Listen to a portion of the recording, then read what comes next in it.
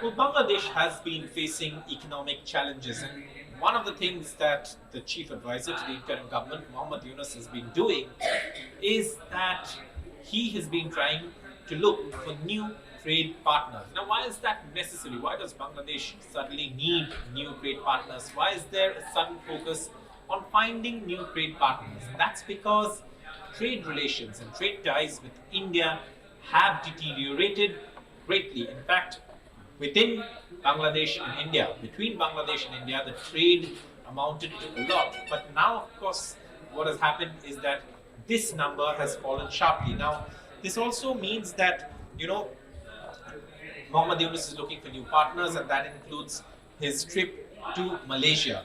In Malaysia, of course, he's met the Prime Minister of Malaysia, and they've signed agreements, and also notes have been exchanged.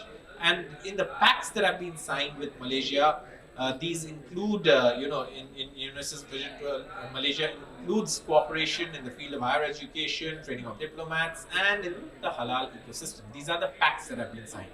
Now, when it comes to MoUs, there are different sectors, including liquefied national gas supply, infrastructure, petroleum products, education, and trade.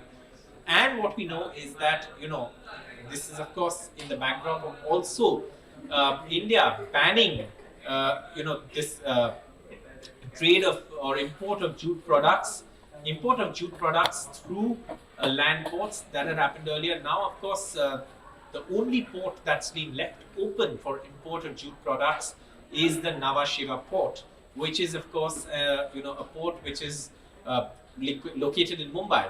Now, this, of course, also means that trade will again fall sharply, and jute, of course, is one of the items that Bangladesh imported to India, and that also form a part of the trade. In fact, all these measures of India taking steps to stop trade or put restrictions on how Bangladesh carries out its trade with great support from India have come in after Yunus's comments on India's northeast, projecting them as landlocked and projecting Bangladesh as the guardian of the seas, and also inviting China to come in and take advantage of that. That did not go down well with India, and since then, relationship has nosedived between India and Bangladesh, and we're seeing a fallout of that in the trade relations as well, with more restrictions on trade with Bangladesh, or more restrictions on imports from Bangladesh that have been ordered by the DGFT, or the Directorate General of Foreign Trade. And that's something that's likely to continue. But traders in Bangladesh, or those who are worried about the impact of these measures, say that there needs to be dialogue, and if need be, Bangladesh needs to initiate dialogue with India to remove these restrictions, because ultimately businesses have been suffering in Bangladesh, especially because of these restrictions. But obviously, with India and Bangladesh, in the last few months, the relationship hasn't really been particularly great, especially after the fall of the Hasina government last year, and 1 year has been completed.